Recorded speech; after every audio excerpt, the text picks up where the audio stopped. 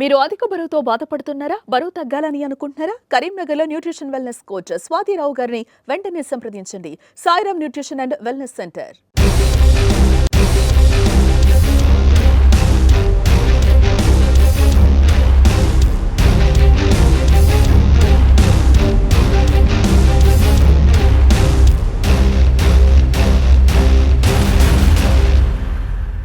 నమస్తే, welcome to Suman TV Karimnagar. నేను మీ అనిల్. పెద్దపల్లి నగరం నడిబొడ్డున దారుణ హత్య కలకలం రేపుతుంది. పెద్దపల్లి నగరంలోని వ్యవసాయ మార్కెట్ లో ఒక యువకుణ్ణి అతి దారుణంగా, అతి కిరాతకంగా కత్తితో పొడిచి మరీ చంపేశాడు మరో యువకుడు. ఇది సాయంత్రం మధ్య సమయంలో జరిగింది ఇదంతా కూడా.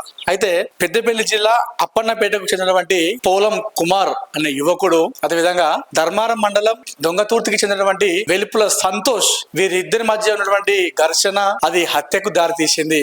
వేల్పుల సంతోష్ అనే యువకుడు కత్తి తీసుకొని పోలం కుమార్ అనే యువకుడిని అక్కడనే కత్తితో పొడిచి చంపేయడం జరిగింది, అక్కడే పడేయడం జరిగింది. ఆ కత్తితో పొడిచిన తర్వాత అతను పోలం కుమార్ అనే యువకుడు ఆ వ్యవసాయ మార్కెట్ లో విగత జీవిగా మారిపోయాడు. అక్కడే ఉండి ఆ చంపినటువంటి హంతకుడు ఎవరైతే ఉన్నారో ఆ సంతోష్ పోలీసులకు తానే స్వయంగా కాల్ చేసినట్టుగా తెలుస్తుంది. నేను ఒక మర్డర్ చేశాను అని చెప్పేసి తానే స్వయంగా కాల్ చేసినట్టుగా మనకు సమాచారం అందుతుంది. అయితే వీరిద్దరి మధ్య ఎవరైతే చనిపోయిన వ్యక్తి పోలం కుమార్, అదేవిధంగా చంపిన వ్యక్తి వెలుపుల సంతోష్, వీరిద్దరు కూడా బంధువులు అవుతారట. వీరిద్దరు కూడా రిలేషన్స్ అట, దగ్గరి బంధువులు అట కూడా. అయితే వీరిద్దరి మధ్య కూడా గతంలో ఏదో కుటుంబ కలహాలు, అదేవిధంగా కొన్ని డబ్బుల విషయంలో, కొన్ని ఆర్థిక లావాదేవీల విషయంలో వీరిద్దరి మధ్య కొద్ది రోజుల్లో కూడా కొన్ని గొడవలు జరుగుతున్నాయట.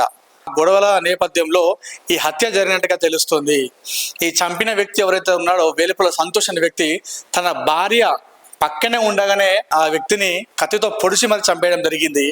ఆ ఘటన చూసినటువంటి చంపిన వ్యక్తి వేలుపుల సంతోష్ భార్య అక్కడనే సొమ్మసిల్లి పడిపోవడం జరిగింది. ఆ ఘటనను చూడగానే అప్పరాక మనం మాట్లాడుకున్నారా, మనకు ఘర్షణ పడ్డారా తెలియదు, కానీ ఒక్కసారిగా కత్తితో పొడవగానే ఆ చంపిన వ్యక్తి భార్య ఆ ఘటనను చూసి కింద పడిపోయిన సంగతి.